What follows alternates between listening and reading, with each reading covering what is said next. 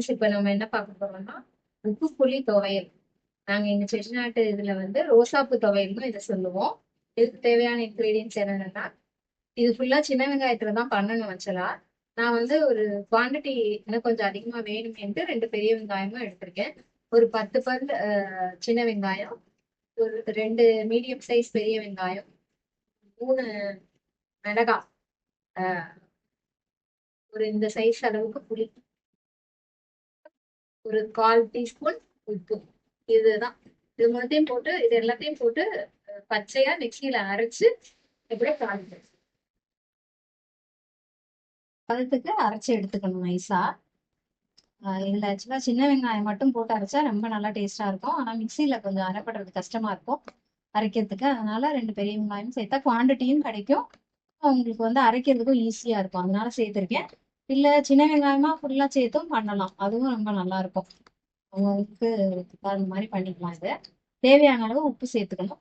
அப்புறம் இது தாளிக்கணும். எண்ணெய், கடுகு, உளுந்தம் பருப்பெல்லாம் போட்டு தாளிக்கணும். அது எப்படின்னு பார்ப்போம்.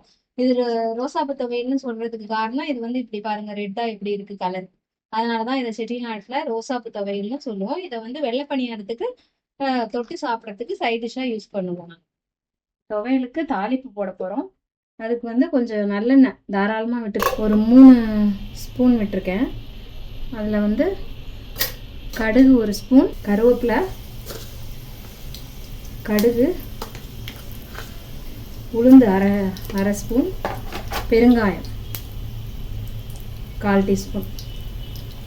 நல்லா பொரிஞ்சோன்னே இதில் அப்படியே கொட்டிடணும்.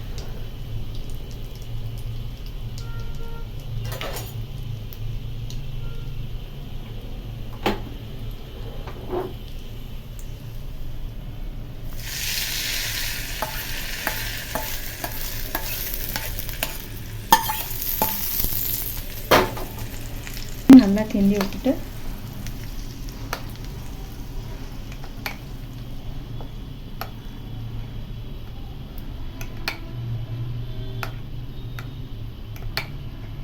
ரொம்ப அருமையான உப்பு புளி துவையல், ரோசாப்பூ துவையல் ரெடி. தேங்க்யூ ஃபார் வாட்சிங் மை வீடியோ. சப்ஸ்கிரைப் பண்ணுங்கள். சப்ஸ்கிரைப் பண்ணவங்கெல்லாம் லைக் பண்ணுங்கள். தேங்க்யூ.